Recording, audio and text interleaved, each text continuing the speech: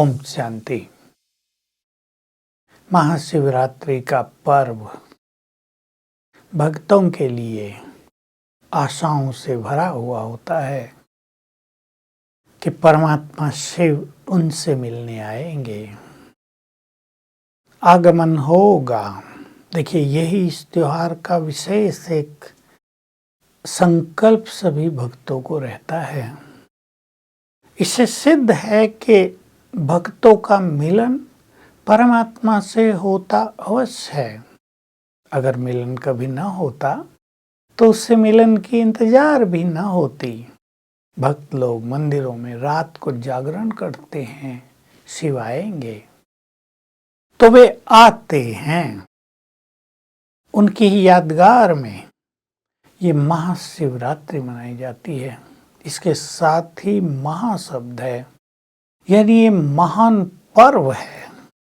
भले भारत में इसको ज्यादा महत्व नहीं दिया जाता। शिव के भक्त व्रत रख लेते हैं, कथा आदि कर लेते हैं, मंदिरों में चले जाते हैं, लेकिन ये एक बहुत बड़ा त्योहार है। वास्तव में तो संसार के सभी धर्मों के लिए ये बड़ा त्योहार है, क्योंकि परमात्मा तो सभी धर्मों की आत्माओं के पिता हैं। ये तो नाम अलग अलग होने से भेद हो गया है, अन्यथा परमात्मा तो एक है। उसके नाम चाहे कुछ भी हो, शिव भी उसका नाम मीनिंगफुल है, अर्थात कल्याणकारी है वो, इसलिए शिव कह दिया गया। तो शिव आते हैं, अपने भक्तों की इच्छाएं पूर्ण करते हैं, उन्हें उनकी भक्ति का फल देते हैं, उनसे मिलन करते हैं, उन्हें वरदान देते हैं। तो ये सुंदर समय चल रहा है प्रभु अवतरण का। जो भी भक्त हैं, चाहे वे शिव के हों चाहे देवताओं के हों, उन सब को परमात्मा शिव से मिलन का स्वर्णिम अवसर चल रहा है। अनेक भक्त मिल चुके हैं, मिल रहे हैं, अपना जन्मसिद्ध अधिकार प्राप्त कर रहे हैं। हम आप सबको भी कहेंगे, आइए और अपने परम पिता से मिलन कीजिए, सुख प्राप्त कीजिए। केवल ऐसा नहीं कि वे मिल के चले जाते हैं, वे ऐसी विधि अपना लेते हैं, ऐसी विधि सिखा देते हैं कि हम रोज उनसे मिलन कर सकें, जब चाहें उनसे मिलन कर सकें। तो ये श्रेष्ठ कार्य इस समय सृष्टि पर चलता है, क्योंकि अब कलयुग का अंत है। अब तो सबको दिखाई दे रहा है कि युग परिवर्तन होने का समय आ गया है, लेकिन युग परिवर्तन का कार्य कोई मनुष्य तो नहीं कर सकता ना। ये कार्य उसका ही है जो विश्व नियंता है, जो सृष्टि का बीज रूप है। तो शिव स्वयं आकर इस युग को बदलने का अपना दिव्य कार्य कर रहे हैं। आइए, भगवान कैसे संसार बदलता है, इसको अपनी आंखों से देख लीजिए और उसके इस दिव्य कार्य में उसके सहयोगी बन जाइए। तो जन्म जन्म का श्रेष्ठ भाग्य सभी को प्राप्त हो जाएगा। शिव जब आएंगे तो केवल भक्तों को दर्शन देकर थोड़ा ही चले जाएंगे। वे ज्ञान के सागर हैं, वे योगेश्वर हैं। वे आते हैं सभी को राजयोग सिखाने, पावन बनाने। संपूर्ण प्रकृति को भी वे पावन कर देते हैं। तो बहुत सुंदर अवसर है, बड़ा सुंदर समय चल रहा है। ये कलयुग के अंत का और सतयुग के बिगनिंग का संधि काल है। इसको पुरुषोत्तम संगम युग कहा जाता है। भगवान इसमें आकर राजयोग सिखाकर सभी को पतित से पावन बना रहे हैं। तो हम सभी का आह्वान कर रहे हैं कि जो दिखाया है कि ज्ञान सूर्य प्रगटा अज्ञान अंधेर विनाश, परमात्मा जो ज्ञान सूर्य है, वे आकर सत्य ज्ञान देकर सभी के अंदर में समाये हुए अंधकार को नष्ट कर रहे हैं, सबके चित्त को प्रकाशित कर रहे हैं। ये काम भक्ति में नहीं हो पाया। ये काम आचार्यों से, विद्वानों से भी नहीं हो पाया। शास्त्र ग्रंथ युगों से हमारे पास हैं, लेकिन आत्माएं पतित ही बनती आई हैं, क्योंकि किसी ने भी ये नहीं सिखाया, कोई नहीं सीख पाया कि आत्मिक स्वरूप में स्थित होकर सर्वशक्तिवान शिव से कनेक्शन कैसे जोड़ो। तो सर्वशक्तिवान से कनेक्शन न होने के कारण शक्तियां नहीं मिली, मन को जीत नहीं पाए, विकारों पर नियंत्रण नहीं कर पाए और पतित बनते गए। अब परमात्मा सेवा कर शक्तियां दे रहे हैं, लेने की विधि सिखा रहे हैं और कहते हैं, बच्चे अब तुम मेरी मत पर चलो, मेरी आज्ञाओं पर चलो, तो तुम पावन बन जाओगे, तुम्हारा जीवन श्रेष्ठ बन जाएगा। और देखिए, तब तक किसी का मिलन परमात्मा से नहीं हो सकता जब तक वो आत्मा अंदर बाहर स्वच्छ न हो। लोग तो मंदिरों में जाते हैं केवल स्नान आदि करके, लेकिन मन को भी स्वच्छ करना होगा, बुद्धि को पवित्र करना होगा, पवित्र जीवन जीना होगा, तब हमारा मिलन परमात्मा से हो सकेगा। शिव जो निराकार हैं, स्वयं आकर मनुष्य को, आत्माओं को दुखों से छुड़ाते हैं, काल के पंजे से छुड़ाते हैं, इसलिए उनको महाकाल, महाकालेश्वर भी कहा जाता है। लेकिन वे निराकार हैं, ब्रह्मा विष्णु शंकर के भी रचने वाले हैं। ध्यान दें, शंकर महादेव के भी रचयिता हैं, निराकार परमात्मा, तीनों देवों के रचने वाले हैं। तो महादेव जी और शिव दोनों अलग अलग हो गए, एक रचने वाला, दूसरा उसकी रचना। तभी तो महादेव जी को तपस्या में दिखाया गया है। परमात्मा तो संपूर्ण है, उसको तपस्या की जरूरत नहीं होती, उससे सभी योग युक्त होकर श्रेष्ठ बनते हैं, पावन बनते हैं। अब उनको आना है विश्व कल्याण के लिए, युग परिवर्तन के लिए। तो कैसे आए? उसके मंदिरों में भी नंदीगण दिखाते हैं, और आप सब जानते हैं मंदिरों में जाने से पुजारी कहेंगे, जो भी तुम्हें शिव को कहना हो वो नंदीगण के कान में कह दो, शिव तक पहुंच जाएगा। यह नंदीगण कोई बैल नहीं, ये है प्रजापिता ब्रह्मा की यादगार में बैल बनाया जाता है। परमात्मा उनके तन में अवतरित होते हैं। देखिए, जैसे आत्मा को बोलने के लिए, कर्म करने के लिए मनुष्य शरीर चाहिए ना हमें, मनुष्यों को ज्ञान देने के लिए परमात्मा को भी मनुष्य शरीर में ही आना होता है। तो प्रजापिता ब्रह्मा के तन में वे आते हैं, कलयुग के अंत में आते हैं, कलयुग को सतयुग में बदल देते हैं। अब वे आकर अपना ये दिव्य कार्य कर रहे हैं। उन्होंने स्वयं कहा, मेरे कर्म और मेरा जन्म दिव्य और अलौकिक है, वह प्राकृतिक मनुष्यों के समान नहीं है। मैं प्रकृति को अधीन करके प्रकट होता हूँ। तो इस समय वे ब्रह्मा तन में प्रवेश करके जग कल्याण का कार्य कर रहे हैं, और हम सभी का आह्वान कर रहे हैं, आओ मेरे बच्चों, मेरी मत पर चलकर सदा काल के लिए दैवी स्वराज्य प्राप्त करो, उस दैवी वर्षे के अधिकारी बन जाओ। एक राह मिल गई है, मुक्ति चाहिए तो मुक्ति में जाने की राह, जीवन मुक्ति चाहिए तो वहां जाने की राह हमें मिल गई है। अब सबको भी हम आह्वान कर रहे हैं कि सच्ची शिवरात्रि मनाएं, शिव से सत्य ज्ञान लेकर अपने चित्त में समाये हुए अज्ञान के अंधकार को दूर कर लें। शिव, आप सोच लें, जो ज्ञान का सागर है, अनंत ज्ञान जिसके पास है, वे आकर सृष्टि के आदि मध्य अंत का ज्ञान दे रहे हैं। ये संसार पावन कैसे बनता है, प्रकृति पावन कैसे हो जाती है, फिर धीरे धीरे उसमें गिरावट कैसे होती है, कौन कौन से फैक्टर्स काम करते हैं, ये संपूर्ण ज्ञान वो आकर हमें दे रहे हैं। हम इस ज्ञान को लेकर सत्य ज्ञान की जो हमारी खोज थी जन्म जन्म की, उसको बुझा सकते हैं। ये सत्य ज्ञान प्राप्त करने का समय चल रहा है। मैं उन सब विद्वानों को, आचार्यों का, गुरुओं का आह्वान कर रहा हूं कि आओ, वेद शास्त्र पढ़कर तो आपने ज्ञान लिया, अब ज्ञान के सागर से सम्मुख बैठकर ज्ञान ले लो।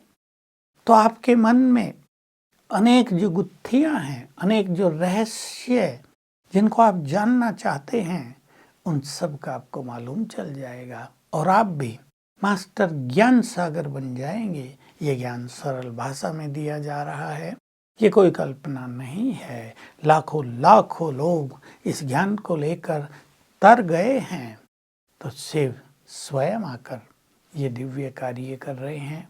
वे ज्ञान ज्ञानेश्वर हैं, ज्ञान देकर हमें भी ज्ञान ज्ञानेश्वर बना रहे हैं। उनसे मिलन कर, उनसे सत्य ज्ञान लेकर, उनकी मत पर चलकर ही हम सच्ची महाशिवरात्रि मना सकते हैं। महाशिवरात्रि शिव बाबा की याद में मनाई जाती है और याद भी उसको हम इसलिए करते हैं कि वे स्वयं धरा पर आकर सभी मनुष्यात्माओं का कल्याण करते हैं। वे सूक्ष्म अति सूक्ष्म हैं, देह से न्यारे हैं, न उनको सूक्ष्म शरीर है न स्थूल शरीर है, इसलिए उनको निराकार कहा जाता है। देखिए, इस संसार में 3 तरह की ये सृष्टि है, निराकार आत्माओं की और परमात्मा की। दूसरा है सूक्ष्म शरीरधारी ब्रह्मा विष्णु शंकर और फरिश्तों की, और तीसरी है स्थूल शरीर धारण किए हुए मनुष्य आत्माओं की। वो निराकार है, मनुष्य आत्माओं का कल्याण करने के लिए, उनकी जन्म जन्म की भक्ति का फल देने के लिए, उनके प्यार का रिटर्न देने के लिए वो कलयुग के अंत में इस धरा पर आते हैं। उनके गुणों की बहुत सारी महिमा सभी करते आए हैं। वो ज्ञान के सागर हैं, प्यार के सागर हैं, पतित पावन हैं, सर्वशक्तिवान हैं, दुख हरता हैं, सबके कल्याणकारी हैं, पाप कटेश्वर हैं, मुक्तेश्वर हैं। 1000 नाम हैं शिव के, सारे गुणवाचक नाम हैं। तो किसी भी सत्ता की महिमा तब तक नहीं होती जब तक उसने वे महान कार्य न किए हों।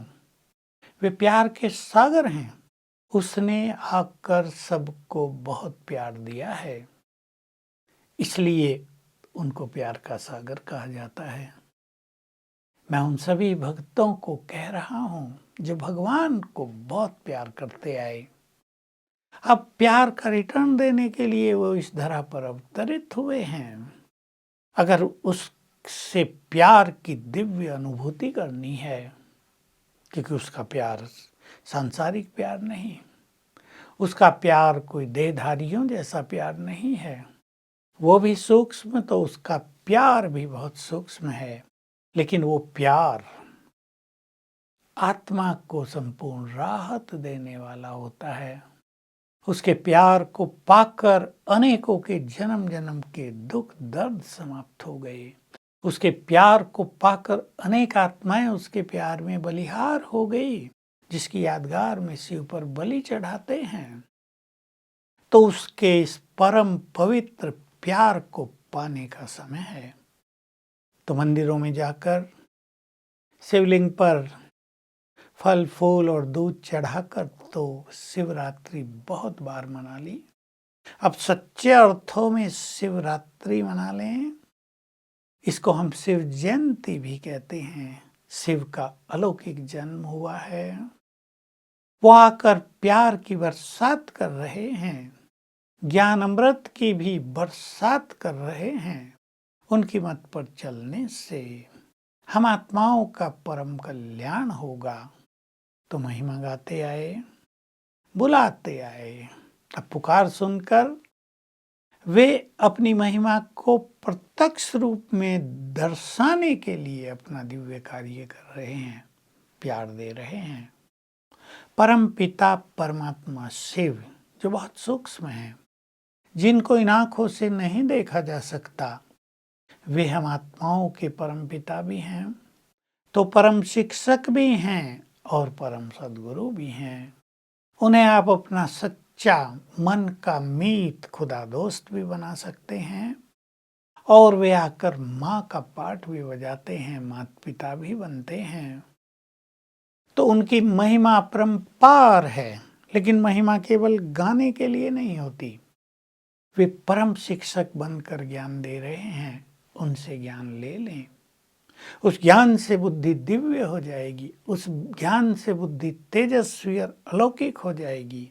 उस ज्ञान को पाकर हमारी जन्म जन्म की खोज समाप्त हो जाएगी, हमें भटकने की जरूरत नहीं पड़ेगी। परम सद्गुरु बनकर वे हमें मुक्ति और जीवन मुक्ति का मार्ग दिखा रहे हैं। उन्होंने महामंत्र दे दिया है, मन और बुद्धि मेरे से लगाओ, मेरे से जुड़ जाओ, मेरी ही बात सुनो, मुझ पर ही अपना सब कुछ बलिहार करो। बलिहार करने का अर्थ कोई सब कुछ दे के कंगाल बनना नहीं होता, सब कुछ देकर उससे सब कुछ प्राप्त करना, सूक्ष्म रूप से बलिहारी कर देना। मेरा सब कुछ तेरा है, तो शिव भोलानाथ भी है। बहुत प्रसन्न हो जाता है और अपना सर्वस्व प्रदान कर लेता है। तो ये बहुत सुंदर समय चल रहा है, भगवान से अपने सभी नाते जोड़कर सर्व संबंधों का परम सुख प्राप्त करने का। भक्ति करते तो केवल गाते रहे, तो माता पिता हो, बंधु सखा हो, गुरु हो, विद्या देने वाले हो, लेकिन अब जब वो स्वयं आकर प्रैक्टिकल में ये कार्य कर रहे हैं, तो हमें उनकी आज्ञाओं पर चलकर उनसे नाता जोड़कर समीप नातों का सुख क्या होता है इसका अनुभव करना है। भगवान संबंधी बन गया है, भगवान हमारा हो गया है। अगर हम उससे ये सच्चा नाता जोड़ेंगे तो सचमुच बहुत समीपता का अनुभव करेंगे। जो दूरी है हमारे और भगवान के बीच में, वो दूरी खत्म हो जाएगी। हम उससे सच्चे मन से प्यार से कह सकेंगे, मेरा बाबा। आत्माओं का परमात्मा से मिलन कराने वाला दिव्य और अलौकिक पर्व है। शिव का आगमन हो चुका है, हम आपको बार बार कह रहे हैं, लेकिन ये सुनकर आप कहीं हो गया है तो बहुत अच्छा, इसमें तो अच्छी बात है, इससे काम नहीं चलेगा। वे मुक्तिदाता हैं, वे ज्ञान सूर्य हैं, वे पवित्रता के सागर हैं, वे संसार में शांति का साम्राज्य स्थापित करने वाले हैं। हमें उनसे जुड़कर इस संसार को महान स्वर्णिम युग बनाने का दिव्य कार्य करना है। तो उनकी आज्ञा है, बच्चे, अगर तुम इस संसार में सुख शांति का राज्य स्थापित करना चाहते हो, यहाँ कोई दुख न रहे, यहाँ रोग शोक, ये लड़ाई झगड़े, ये स्वार्थ और परेशानी और चिंताएं बिल्कुल न रहें, तो तुम मेरी मत पर चलकर पवित्र बनो। ये तो अधोगति में ले जाने वाले हैं। काम क्रोध लोभ तो नरक के द्वार हैं। तब जो भगवान को, शिव को हम मुक्तेश्वर, मुक्तिदाता कह रहे हैं, उनके द्वारा हमें सच्ची मुक्ति प्राप्त होगी। पहले इस जीवन में विकारों से मुक्ति, दुख अशांति से मुक्ति, परस्पर वैमनस्य वैर भाव, ये जो बुराइयां जीवन में आ गई हैं, जिन्होंने मनुष्य को कष्ट पहुंचाया है, इनसे हम मुक्त हो जाएंगे। और फिर मुक्ति का उन्होंने मार्ग दिखा दिया कि तुम्हें मुक्त होने के लिए, मुक्ति धाम, परम धाम, ब्रह्मलोक में जाने के लिए जो जन्म जन्म के तुम्हारे ऊपर विकर्म हैं, पाप कर्म हैं, उनको नष्ट करना होगा। और इनको नष्ट करने के लिए चाहिए योग की अग्नि, राजयोग की अग्नि। तो वे स्वयं राजयोग सिखाते हैं कि मेरे से कैसे जुड़ो और मेरे से शक्तियाँ लो, तो ये शक्तियाँ अग्नि का काम करेंगी, तुम्हारे जन्म जन्म के पाप कर्मों को नष्ट करेंगी और तुम आत्माएं मुक्त होकर वापस अपने धाम चली जाएंगी। ओम शांति।